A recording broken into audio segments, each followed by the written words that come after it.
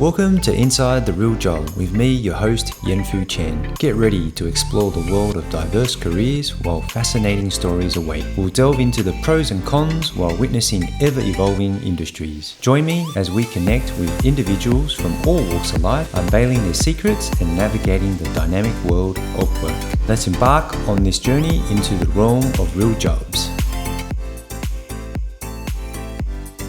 Hey Chris, thanks for inviting me to your office here for a cup of tea to sit down and really get to know the life of a financial planner. So what is a financial planner and what does a typical day encompass? Financial planner / financial advisor. So my day is dealing with clients and issues and opportunities that present themselves. So a client usually comes in because they've got some issue that they are not sure about, they want solved. So that's my job, is to solve their financial issues basically. It might be too much debt, it might be how do I retire, it might be am I doing the right thing with my finances. So we sit down and go through their finances and talk about different ways that they could structure things and improve their financial life, give them some well-being in their mind basically, so they're comfortable, because most people aren't sure what they're going to be, how to do stuff in the future and what they need to do. Yeah, right. As a financial planner, you solve people's financial concerns and hopefully help them to build more wealth. Yes. So it's people that they might be fine, but they don't know. Some people have probably got things there all over the place. They just need to get structured and have some organisation in there and understand that kind of professionals looking at it for them as well, getting some validation of what they're doing, if it's correct or if it's, and not making the big silly mistakes where you see people scammed. Yeah, I'm sure there's also strategy and methods that you use. But first, let's take a reflection moment. And why don't you tell us how you got to where you are as a financial planner, but also why did you get into it and what made you start your own business as well? Sure. After school, went to uni, did a business degree, still wasn't sure what I wanted to do, got a job at one of the super companies. So I was in there for a few years. I didn't know what a financial planner was, but started to deal with a few financial planners that had already been established and talking to them and found it interesting. And I decided that's what I want to be. So whilst there, I started doing the courses to become a financial planner. Then a job opportunity came up in a small financial planning firm. So I joined that as like an admin, assistant advisor, paraplanner. It's a small firm, so you had to wear many hats, and started to learn how to deal with clients and what you need to do in financial planning. Did that for a few years, became a junior financial planner, then moved up to senior financial planner, then the principal financial planner. Then after a few years of that, set up my own business to have my own direction. Okay. And you said that you did the business degree and then over time you felt that interest to become a financial planner. What was that interest? Was it helping people or theory behind of solving problems and so forth? It's a little bit of all of that. Yeah. So I think initially, you could get paid better back there. That's what I was thinking, the first one. But I actually enjoy talking with people and helping people. I find it's a way that you can actually make a big difference in people's lives by sorting out these financial issues. And you see, it's like most people, you want a client that's got millions of dollars and stuff like that, but I probably get the most benefit or personal benefit out of an older person that doesn't have much money at all, and you can just set them on the right direction and free their mind and help them get the age pension and maximise what they need. It makes me feel better as a person and being able to see them live a happy life. Gotcha. So you felt out it was more about the genuine care that you wanted to give to people and help them really have a better life. It makes the job a lot better and a lot easier if you think that way. If you're just going in it for the money, you're going to struggle. So it's really, really good just to help people and understanding how you can help them and change their lives. Yeah, sure. And when it comes to helping people, some people have that knack and some don't. Do you feel like that was sort of a skill that you already had when it came to connecting with people, or was that something that you built over time? Definitely something I built. So when I first went into the super industry, they asked me if I wanted to go into the call center or back room admin. So I was in my early 20s and I was petrified to talk to people.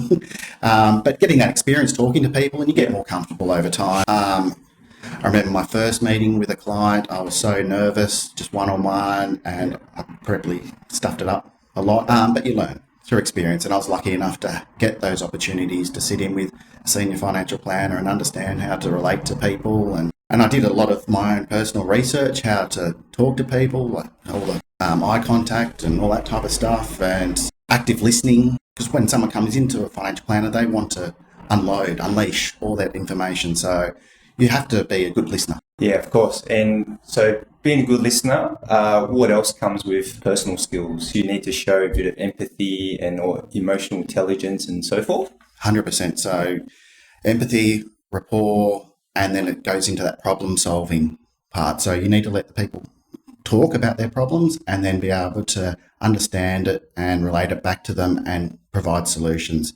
So I think the financial planners that don't go as well, or don't last long term, are the ones that are trying to sell a product or sell something, sell their process. Everyone is different and everyone reacts differently. So to be successful, you need to actually understand your client.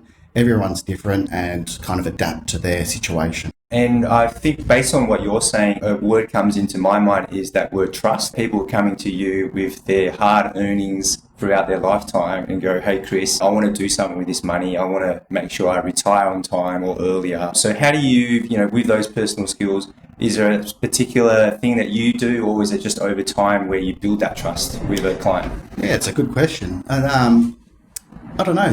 You kind of get an idea where people are more trustworthy or other. So I don't know if it's down to the personality of people or what it is, because I'm a trusting person and I'm open, and I think maybe people see that as well. You try not to sell something like that. You're just yourself, and if you're an open person and honest, and it looks like you're trying to help, I think that people can feed off that and understand that and feel that as well. So it's like not coming off too salesy, coming across really genuine that, hey, I'm actually here to help you. Exactly right. And I do have a genuine interest in helping people. So it's, so you don't have to fake it, basically.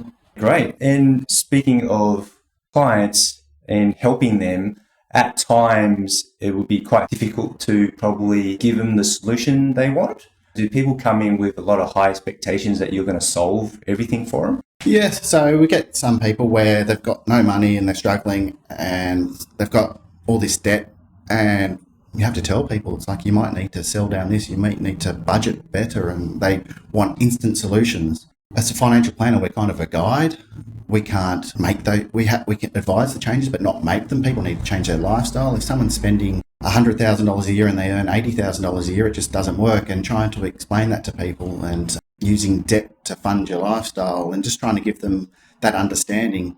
So sometimes it is difficult, and there's some people that you just can't help. People will run out of money, but most people take on the advice and understand that they need to make changes to their own financial situation. And again, back to that interperson skills, was it over time to learn how to say no to people or get them to understand that expectation? Definitely. So it's like within experience, like you're just trying to help everyone and going over and like way too far where people just can't be helped. If they won't take your advice and won't listen to you, they keep coming back with issues year after year. It's just impossible. So these days, it's kind of like this is the way you need to kind of go, and you're patient, and because it's a big change for a lot of people, but people get there, and then sometimes it's got like, look, this is all I can do for you. If you're not going to take the advice, well, we just need to part ways, I think.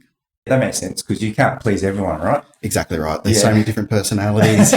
Totally. The other thing is when it comes to that communication part, you can obviously set expectations, give them the right information. But what about helping people understand? Because I know finance is very difficult. Mm-hmm. And I know that some people think that, for example, your super is a savings account. So by the time I retire, there'll be this lump sum of money for me to use. People in finance know that that's not the case. So what did you do to help yourself to really get all that complex information down to simple terms? Because you would have to change your communication style with every different type of customer. Definitely. So when you're coming through learning, you've got all the acronyms and stuff like that you speak in, and all these different finance words that people don't understand because you're not in the industry. So it's over time and experience, listening with hundreds of client meetings, speaking to older financial advisors that have been through it, and just your peer group of financial advisors, catching up with them. You're learning how to communicate to clients and explain it in a way that they can understand. Super is a tax structure. People go, my super's gone bad. We talk about super it's a tax structure. You can have anything you want in super,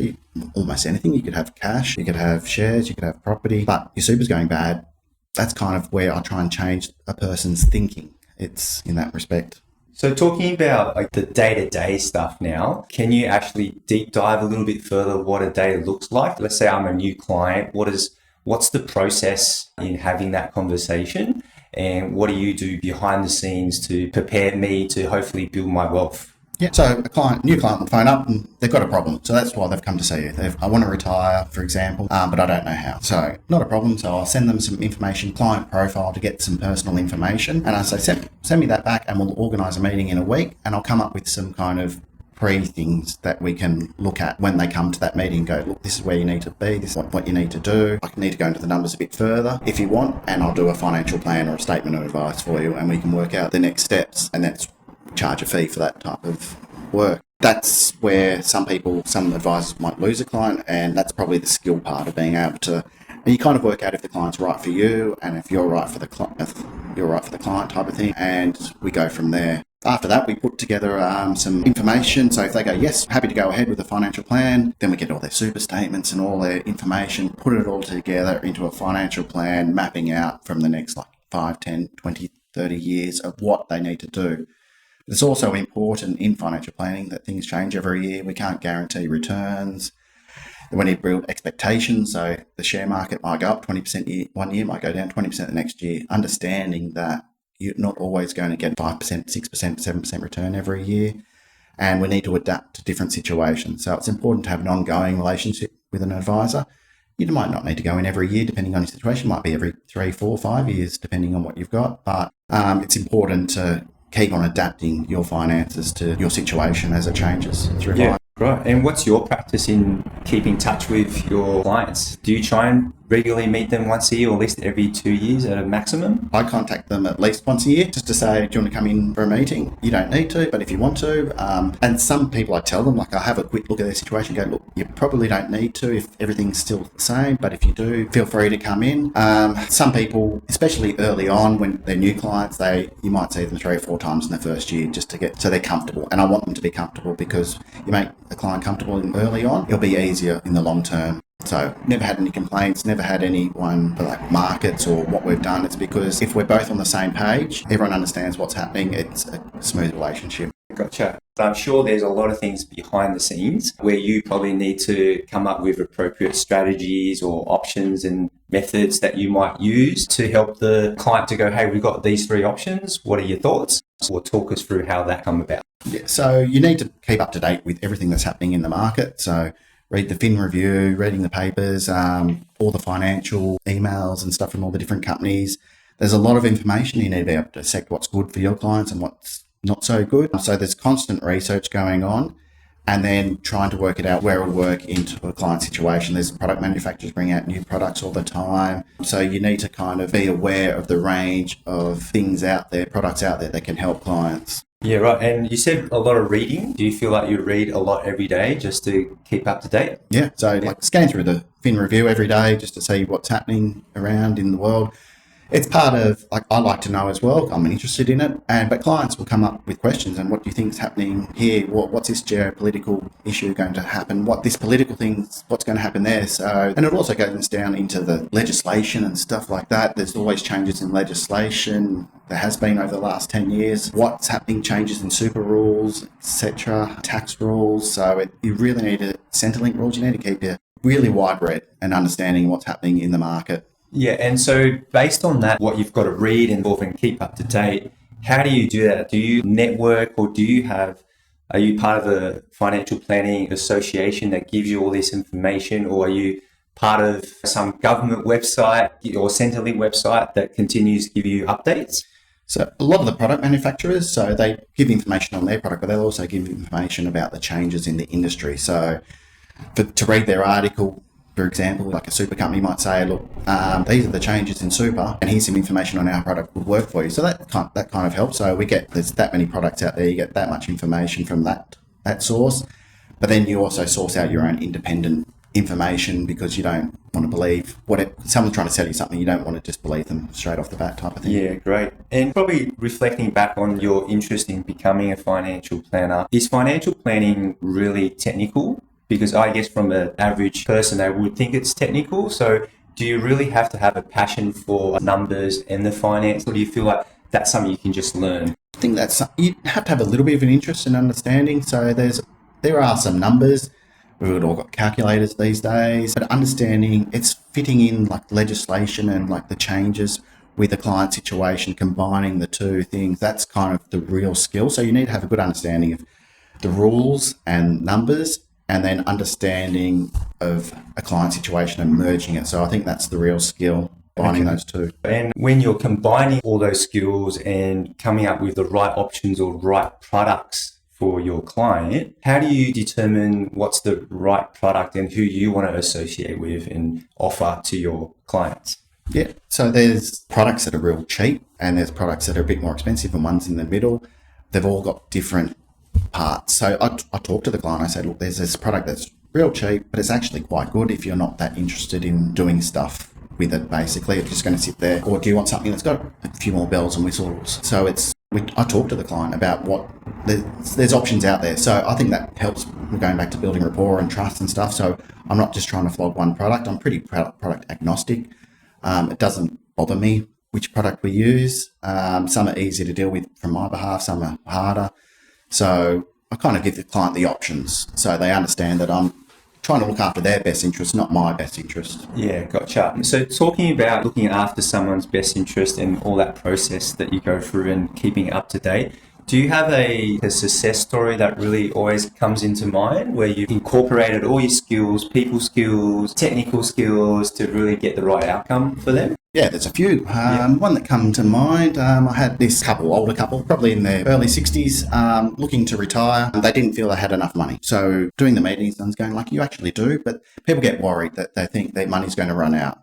So I was trying to give them the reassurances that they do have the money, because their dream was to travel around Australia in a caravan for a year and a half. So we planned it for about 2 or 3 years. I said, so when they're mid 63, 64, I said, you've got some money there. The pension will kick in at age 67, and then you'll be on X income for the rest of your life. You've got this, and we've got your home. So all these different solutions to make them feel comfortable they'll be able to do that. So we're working towards that, and they were the happiest when it came 2 or 3 years later, when they actually got to do it and quit their job. They thought they had to work till they were 70, so they got to quit work 7 years earlier, and they got to do that travel. And so glad it was, because it really sticks out, is because the wife got cancer and passed away. Wow. They got to do the trip, but they wouldn't have if they didn't come and see me earlier. And yeah, totally. So he was still quite upset, obviously. But of course. But he would have been very grateful. Yes, so that's where he was like very thankful, and that made me feel so much better. They got to do what they want to do. Yeah, that's basically a great story. You know, people have this expectation, got to work till 70, came and spoke to a youth professional, say, well, you don't, you just have to work the next couple of more years. You can actually retire earlier, go enjoy your life, do your dream, which is go and travel around Australia. And so they got to do that. Yeah. Where otherwise, as you said, they probably wouldn't have done so. Exactly. Wow, that's a great story. Thank you. What about the other side? I'm not going to ask you for an unsuccessful story, but I'm sure there's probably things that you don't like doing as a financial planner, because I know in most jobs there's probably 10% we don't like. What's that look like? Paperwork, compliance. You want to be compliant and do the right thing, but it's at the moment it's very over the top, red tape in financial planning. But there are things in motion where it's going to change. So hopefully by next year, it will be a lot easier to be able to help a client do the right thing by them. What's changing in terms of next year? So a statement of advice is a big legal document. The only people that really care about it are the lawyers and the government. Clients don't read it. Financial planners have to write a 50-page document. Hopefully by next year, it will be a 10, 15-page without the legal mumbo-jumbo and just the information that the clients need. And in terms of change, what do you see what else is going to change in the next couple of years down the line, and how does that impact current financial planners and future people that want to become a financial planner? Yeah. So super funds are going to become more involved in retirement planning and financial advice from next year, most likely. So there was 28,000 financial advisors over the last couple of years. We're down to about 15,000. Right. With all the legislation changes, because you need the degree and the professional year these days. So it's a higher bar entry to get into financial planning. With the super funds in advice, they can probably offer financial advice at a cheaper level, but it's going to be, I'm thinking, more simplistic with robo-advice and stuff like that. But I feel that clients still want a face-to-face and a relationship and rapport. It's their life savings. It's very important to a lot of people, and that's pretty important. So being able to have those people skills, people want to speak to people. People want that connection. People want someone in your corner. They don't want a different person every week. I think that's going to be the big change. So people skills is hugely important, and understanding what you need to do for clients is huge. Right. And do you feel like that's going to be the same for the future generations? Because our kids are still at school, but they're already all about technology, and parents, we always talk about conscious of making sure they're going out with their friends and talking to people and talking to adults to build that interpersonal skills. But through time, that generation might not want to talk to people or are more comfortable dealing with your AI technology. Do you feel like that's going to be a challenge, or do you know there's still going to be a need for in-person interaction? I've been thinking about that a lot because it's obviously the younger generation and they're on the computers all the time. I'm still getting younger people coming in because it still is quite confusing, and computer AI might spit out something, but you kind of want it validated as well. Yeah, good point. I'm finding that at the moment, but like in 2 generations' time, they might just agree with everything that the computer spits out. It's going to be an interesting journey, but I always feel there's people still want personal connections. We're human. It's a human emotion, human need, I think. No, fair call. And are you doing anything or planning your business ahead of time for anything? Always putting stuff online and making it easy for a client. That's always what you want to do. You want to make it easy for them to become a client and getting the information. Always looking at the technology. Haven't been super sold on anything yet. That there's bits and pieces, but nothing yet. But always looking at, and I'm assuming that there hasn't been much investment in financial planning technology over the last couple of years.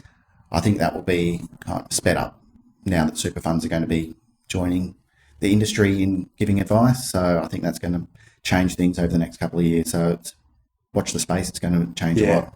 Okay. Yeah, I agree. I think just reading on all this AI, not just in financial planning or finance industry, every other industry is going to have this challenge. Yes. So yes, we definitely have to watch this space. So hopefully in a couple of years' time when I come back and talk to you, might be like saying, I've got this new AI system, or you might still have a financial planning assistant because you still really believe in that whole interaction, because that's getting the business that you need. Hopefully you're not doing the interview with a computer next time. There you go. No, I don't want to do myself out of the job. Fantastic. Well, Chris, I've only got one last question. Been in this industry for over 20 years.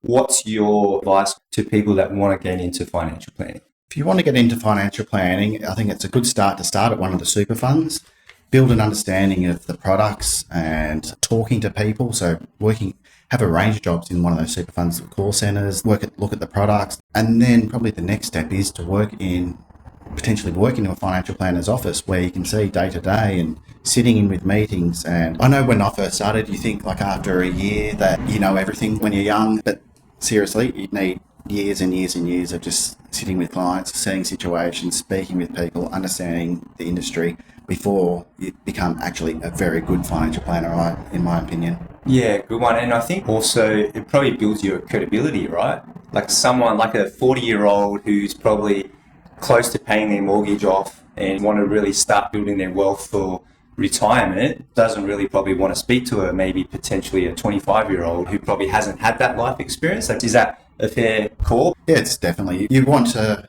have some experience. You want to be able to. My own personal experiences shapes how I do things, and having kids and understanding how much childcare costs, how much schools cost, and all the activities. So you can kind of build that rapport with clients who are in similar situations or going to go through those situations.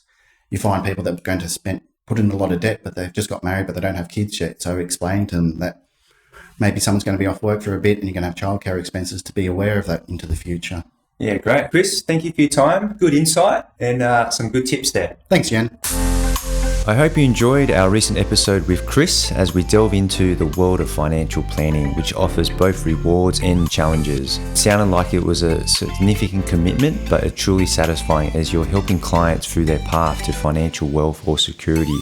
Being a financial planner is undeniably rewarding, but it requires dedication and patience. It's not a skill you can quickly acquire. It involves you to gain more life experiences yourself so that you can build better connection with your clients, making yourself more relatable. Chris also mentioned the impact of technology and AI. Robo-advice is becoming more prevalent, but many people still seek that human touch to validate the information, but also connect with those life experiences. This suggests that there will continue to be a need for financial planners in the future. And additionally, staying well informed is very crucial. Keeping up with financial news, global events, and adhering to government and industry regulations are all part of the job. It's certainly a lot of work, but the joy of helping people secure their financial future makes it all worthwhile. I hope you found these insights useful. Thanks for tuning in, and make today a good news day.